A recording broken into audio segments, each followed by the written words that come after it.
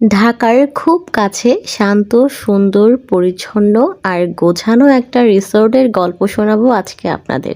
নতুন বছরে ফ্যামিলি নিয়ে বাজেটের মধ্যে খুব সুন্দর একটা সময় কাটাতে পারবেন এই সুন্দর রিসোর্টে এসে। আজকে এই রিসোর্টের খুঁটিনাটি সকল তথ্য আপনাদের জানিয়ে দিব।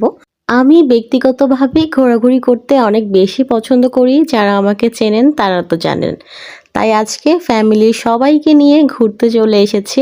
আমাদের এই ডে লং ট্রিপটা শুরু করেছিলাম সকাল থেকেই, সকাল সকাল বের হয়ে গিয়েছি আর এখন কিন্তু আমরা চলে এসেছি আমাদের এই রিসোর্টে।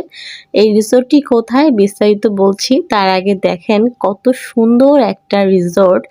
এখানে রেস্টুরেন্ট থেকেই শুরু হয়েছিল এর যাত্রা আর আস্তে আস্তে পরিপূর্ণ একটা রিসোর্টে পরিণত হয়েছে এই জায়গাটি। অনেক সুন্দর। আসার পরপরই আমরা ওয়েলকাম ড্রিঙ্ক খেলাম আর এখন রিসোর্টটা একটু ঘুরে দেখছি। বাচ্চারা এসেছে, খুব মজা করছে। সবচেয়ে মজার ব্যাপার হচ্ছে রিসোর্টে ঢোকার সময়ই আপনি আপনার পছন্দ মতো সকল প্যাকেজ দেখে নিতে পারেন এবং পছন্দের প্যাকেজটি গ্রহণ করতে পারেন। আমাদের পছন্দের প্যাকেজ নিয়ে কিন্তু আমরা অলরেডি চলে এসেছি এর ভেতরে। আর এই যে বাচ্চারা খুব মজা করছে, ওদের মজা দেখে খুব ভালো লাগছে। আমরাও এখানে মজা করছিলাম, দোলনায় দোল খাচ্ছিলাম আর বাচ্চাদের যে অ্যাক্টিভিটিস গুলো ছিল ওরা সেগুলো এনজয় করছিল, সেগুলো দেখছিলাম। যে কোনো রিসোর্টে গেলে বড়দের জন্য তো একটু রিল্যাক্স হয়, কিন্তু বাচ্চারা তো এত রিল্যাক্স পছন্দ করে না, ওদের কিন্তু যথেষ্ট অ্যাক্টিভিটিস লাগে ওদের এনজয় করার জন্য। তো এখানে এটা টেনশন নেই, এখানে ওদের জন্য অনেক ধরনের অ্যাক্টিভিটিস আছে, তাই বাচ্চাদের নিয়ে একদমই টেনশন করতে হবে না এই জায়গাটিতে এলে। এখন আমরা আশেপাশে একটু ঘুরে দেখব। অলরেডি অনেকেই বুঝে গেছেন যে আমি আসলে কোথায় এসেছি। আমি আজকে চলে এসেছি বসন্ত বিলাস এই রিসোর্টে। এটা ঢাকার খুব কাছে, কাঁচপুর ব্রিজের উপর দিয়ে যেতে হয় নারায়ণগঞ্জে তারাবোতে। আপনারা কিন্তু গুগল ম্যাপের লোকেশন দেখে খুব সহজেই এখানে চলে আসতে পারেন। জায়গাটা আসলে খুব সুন্দর আর সাজানো গোছানো। যদিও রিসোর্টটা এখন পর্যন্ত আমার কাছে খুব একটা বড় লাগেনি, তবে এখন আমি ভেতরের দিকে একটু ঢুকে দেখছি আর এখানে সুন্দর একটা পুকুর আছে। এখানে অনেকগুলো নৌকাও আছে, আপনি ইচ্ছা করলে এখানে বোট রাইড করতে পারেন আপনার পছন্দের মানুষগুলোকে নিয়ে। এই সব কিছুই কিন্তু বিভিন্ন প্যাকেজের আন্ডারে, আপনার পছন্দ মতো এই প্যাকেজগুলো আপনি নিতে পারেন। আর একটু সামনে গিয়ে দেখলাম যে জায়গাটা আসলে এই সাইড দিয়ে খুব খোলামেলা।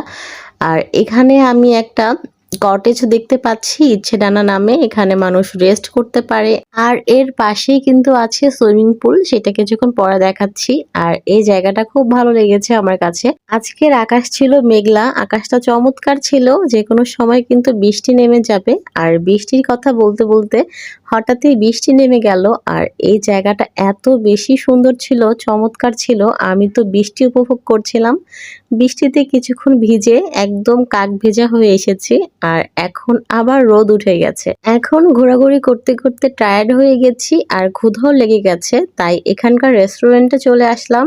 আমরা আমাদের পছন্দ মতো এখানে সেট মেনু অর্ডার করেছিলাম আর আগে ওরা স্যুপ সার্ভ করলো, আমরা থাই স্যুপ খেলাম আগে, তারপর আমাদের খাবার দাবার আস্তে আস্তে চলে আসলো। আমাদের কিন্তু খাবারের জন্য অনেকক্ষণ ওয়েট করতে হয়েছে আর এই বসার জায়গাটা পেতেও অনেক যুদ্ধ করতে হয়েছে। এখানে আগে থেকেই বসার জন্য আপনাকে বুকিং করে রাখতে হবে আর এছাড়া কিন্তু এখানে বসা খুব টাফ। ওদের খাবারের কোয়ালিটি মোটামুটি ভালোই ছিল, এভারেজ, আর খাবারের দামও খুব একটা বেশি না। তাই এখানে এসে আপনারা খাবার দাবারগুলো এনজয় করতে পারেন। আর এর কিছুক্ষণ পরেই আবার বৃষ্টি নামে, তো বৃষ্টিতে ভিজতে ভিজতে সুইমিং পুলে যাই।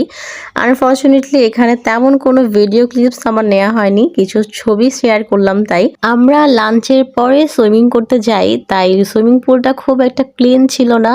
সো আপনারা যদি যান সবার আগে সুইমিং পুলটা ট্রাই করবেন। সুইমিং শেষ করে বিকেল বেলা আমরা এখানে লাইভ মিউজিক শুনছিলাম আর কফি এনজয় করছিলাম। এই সময়টা খুব বেশি ভালো লাগছিল। সো আপনারা কিন্তু বাজেটের মধ্যে এই বসন্ত বিলাস রিসোর্টে এসে ঘুরে যেতে পারেন, আশা করি আপনাদের ভালো লাগবে। তবে আরেকটা ব্যাপার মাথায় রাখতে হবে, এখানকার আসার রাস্তাটা কিন্তু খুব একটা ভালো না, সো সাবধানে কেয়ারফুলি আসবেন।